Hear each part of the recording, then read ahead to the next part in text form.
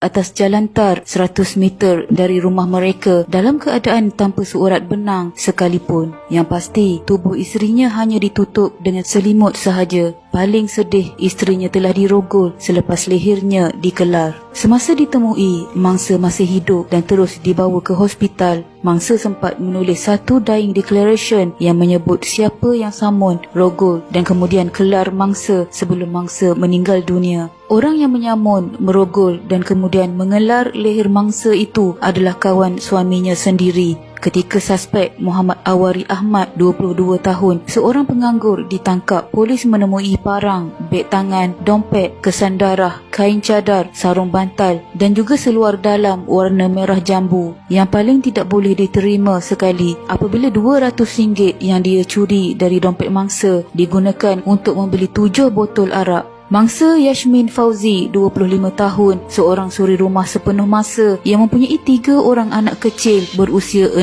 bulan, 4 tahun dan 5 tahun hasil perkahwinan bersama Muhammad Azrul Ishak, 30 tahun, yang juga sukarelawan polis bertugas di Ibu Pejabat Polis Daerah Gua Musang. Mereka sekeluarga tinggal di sebuah rumah tanpa nombor di Kampung Batu Papan, Gua Musang. Kejadian malang itu berlaku pada 1 Mac 2015 pukul 12.30 tengah malam. Suspek telah memecah masuk rumah mangsa melalui pintu dapur. Ketika itu suami mangsa sedang bekerja. Semasa masuk, suspek membawa sebatang kayu namun tinggalkannya di luar apabila melihat parang di dapur. Lalu dia mencapai parang yang ada di singki dapur rumah itu dan membawanya sambil menyelongkar rumah. Selepas itu dia memasuki bilik mangsa dan ternampak mangsa yang sedang tidur dengan anak-anaknya. Dia mula menyelongkar bilik mangsa untuk mencuri duit. Ketika dia menyelongkar mencari duit itulah tiba-tiba mangsa tersedar dari tidur. Suspek terus melibas parang yang ada di tangan dan terkena pada leher mangsa membuatkan darah membuak keluar dari lukanya. Ketika mangsa mengalami kesukaran bernafas akibat kelaran di lehernya itulah suspek mula merogolnya. Ketika itu anak-anak mangsa ada berdekatan dan yang menyaksikan kejadian itu adalah anaknya yang berumur 5 tahun. Setelah melempiaskan nafsunya, suspek mengambil duit RM200 di dalam beg duit mangsa dan tinggalkan mangsa yang dalam kesakitan untuk membeli 7 botol arak. Mangsa ketika itu yang cedera parah cuba mendapatkan bantuan dengan mengambil sehelai selimut dan cuba berjalan keluar rumah sebelum pengsan kira-kira 100 meter dari rumah. Suami mangsa Muhammad Azrul yang berasa tidak sedap hati dan hilang tumpuan ketika bertugas meminta izin pegawainya pulang ke rumah seketika pada pukul 2.30 pagi itu, namun menemui isterinya dalam keadaan berlumuran darah, tidak berpakaian dan keletihan di jalan dengan berselimut. Muhammad Azrul bergegas ke rumah ayah mertuanya yang berdekatan rumahnya untuk meminta pertolongan. Keluarga mangsa membawanya ke hospital Gua Musang manakala suaminya melihat 3 anaknya berumur 6 bulan, 4 dan 5 tahun yang sedang berbaring di atas tilam yang berlumuran darah. Mangsa meninggal dunia pada pukul 6.40 pagi hari sama selepas 4 jam menerima rawatan di bilik kecemasan Hospital Gua Musang. Dan sebelum itu mangsa sempat menulis satu dying declaration yang menyebut siapa yang menyamun, rogol dan kemudian kelar mangsa sebelum mangsa meninggal dunia. Orang yang menyamun, merogol dan kemudian mengelar leher mangsa itu ialah kawan suaminya sendiri. Suami mangsa mengenali suspek sudah 2 tahun. Suspek juga sudah banyak kali datang ke rumah dan setiap kali datang, suspek memandang mangsa dengan pandangan lain macam.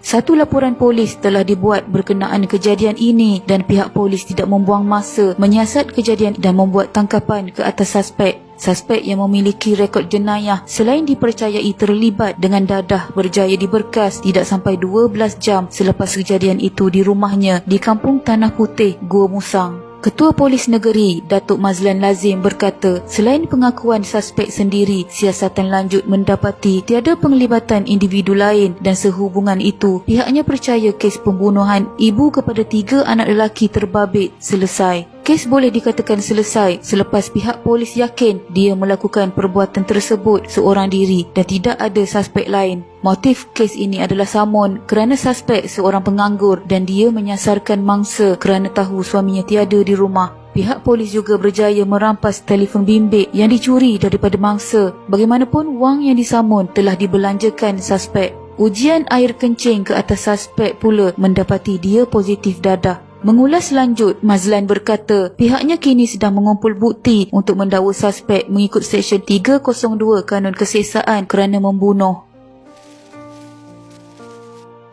Sementara itu, suami mangsa Muhammad Azrul Ishak 30 tahun ketika ditemui mengakui belum mempunyai kekuatan menjejakkan kaki ke rumah mereka selepas kejadian itu kerana masih trauma dan kini terpaksa menumpang di rumah bapanya. Katanya meskipun mereka sekeluarga masih bersedih direda dengan ketentuan Allah Subhanahu Wa Taala dan berharap suspek mendapat hukuman setimpal.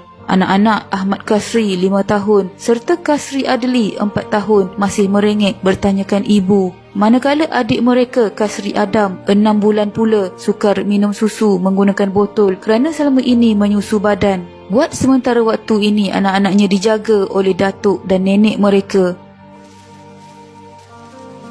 Pada 31 Januari 2018, suspek dijatuhi hukuman gantung sampai mati oleh Mahkamah Tinggi Kuala Baru selepas didapati bersalah membunuh dan merogol mangsa 3 tahun lalu. Pesuruhjaya Kehakiman Datuk Ahmad Bacir menjatuhkan hukuman itu terhadap Muhammad Awari Ahmad selepas mendapati pihak pembelaan gagal menimbulkan keraguan munasabah di akhir kes pembelaan. Bagi kesalahan rogol, tertuduh dikenakan hukuman penjara 18 tahun dan 12 sebatan. Tertuduh didakwa mengikut Seksyen 302 Kanun Keseksaan yang memperuntukkan hukuman mati jika sabit kesalahan. Bagi pertuduhan kedua, tertuduh didakwa merogol mangsa sama sehingga menyebabkan kematiannya pada tarikh, waktu dan lokasi sama. Tertuduh didakwa mengikut Seksyen 376-4 Kanun Keseksaan yang memperuntukkan hukuman penjara maksimum 30 tahun dan minimum 10 sebatan jika sabit kesalahan. Ahmad dalam alasan penghakimannya berkata, selepas meneliti keterangan mahkamah, tertuduh mempunyai niat menyebabkan kematian mangsa sekaligus menolak alasannya yang mendakwa tidak berniat untuk melibas parang itu.